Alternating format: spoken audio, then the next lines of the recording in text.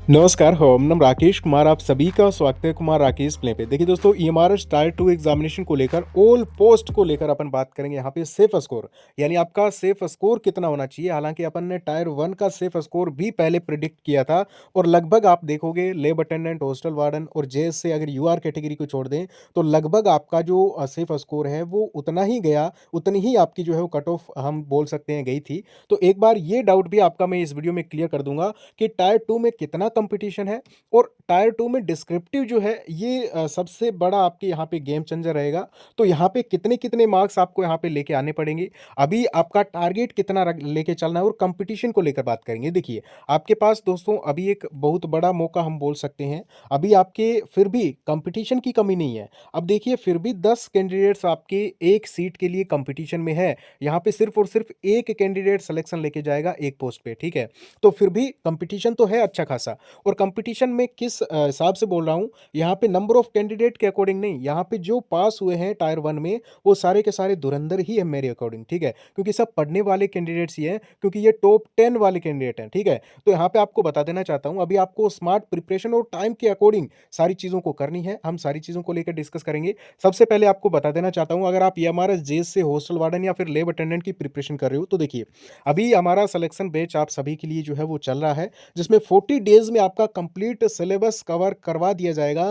Practice भी साथ-साथ हो जाएगी, कंप्लीट डिस्क्रिप्टिव ऑब्जेक्टिव की, सबसे कम प्राइस में। हालाँकि प्राइस इस टाइम में मैटर नहीं करती है, सबसे कम प्राइस में आपको जो है वो कोर्स करवाया जा रहा है। मार्च में कोर्स कंप्लीट हो जाएगा, प्रैक्टिस भी आपकी हो जाएगी और सिर्फ वही चीज़ें आपको पढ़ाई जा रही है जो एग्ज़ाम के अकॉर्डिंग हो, जो एग्ज़ामिनेशन में पूछी जाएगी। और स्पेशल क्लासेस आपके आंसर राइटिंग की, डिस्क्रिप्टिव की चल रही है। मेगा टेस्ट सीरीज़ भी इन कैंडिडेट्स को फ्री ऑफ कॉस्ट मिलेगी जो इस बैच से जुड़ेंगे। आपकी कॉपीज़ भी चेक की जाएगी। कंप्लीट सिलेक्शन प्लान है। टाइम से आपका सिलेबस कंप्लीट होगा। आप इस नंबर पे कॉन्टैक्ट कर सकते हो।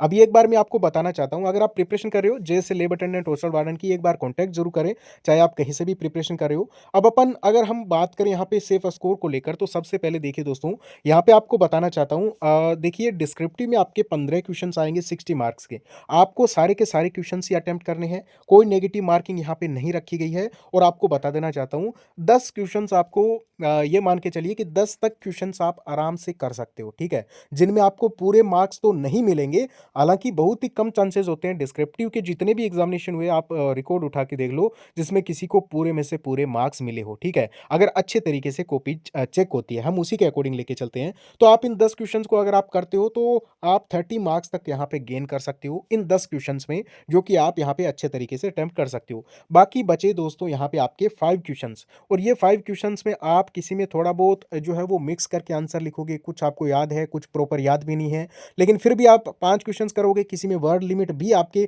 देखिए शुरू के 10 क्वेश्चंस में या तो आप कंप्लीट प्रॉपर तरीके से लिखोगे, वर्ड लिमिट भी सही रखोगे, लेकिन लास्ट के 5 क्वेश्चंस होंगे उसमें टाइम की भी दिक्कत आएगी, उसमें प्रॉपर याद भी नहीं होगा, तो वो वहाँ पे थोड़ा-सा सिस्टम मिक्स होने लगता है। तो हालाँकि आपको सही तरीके से 15 के 15 क्वेश्चंस अटेम्प्ट करने हैं, तो उस अकॉर्डिंग अगर आपको बताऊँ तो लास्ट वाले जो 5 क्वेश्चंस आप करोगे, तो उसमें से आपको अगर ज़्यादा नहीं, तो मान के चलिए आपको 50% मिले ना मिले, आप इन 5 क्वेश्चंस में से आप मान के चलिए 7-8 मार्क्स आराम से गेन कर सकते हो, ठीक है? यानी आप यहाँ पे देखोगे टोटल डिस्क्रिप्टिव का 37 से 38 या फिर हाईएस्ट 40 मार्क्स का आपका एक स्टैंडर्ड टारगेट बनता है, ठीक है? अगर आप 40 मार्क्स लेके आ जाते हो ना डिस्क्रिप्टिव में, तो आपके लिए काफ़ी बढ़िया है। और 40 अगर आप डिस्क्रिप्टिव में लेके आ गए, तो आप आराम से दोस्तों जो ऑब्जेक्टिव के 40 क्वेश्चंस है, उसमें से 30 मार्क्स ले आओगे, क्योंकि ये 40 आप करोगे ना, तो आपको रीडिंग अच्छे तरीके से जो है वो आपकी की हुई होगी, तो आप आराम से 30 प्लस कर दोगे ऑब्जेक्टिव में।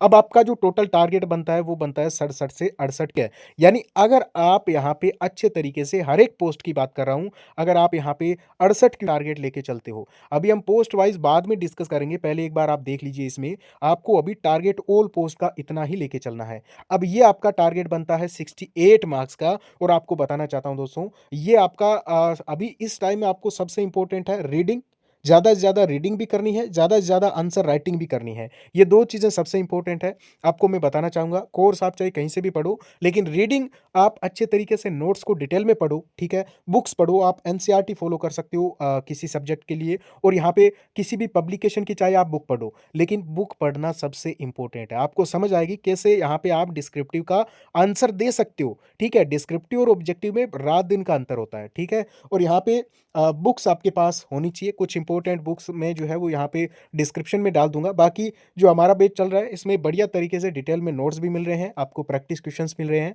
सारी चीज़ें मिल रही है। एक बार आप कॉन्टैक्ट कर सकते हो। बाकी अगर आपके कोई फिर से डाउट है तो आप जो कॉन्टैक्ट कर सकते हो दोस्तों। ओके, थैंक यू, नमस्कार।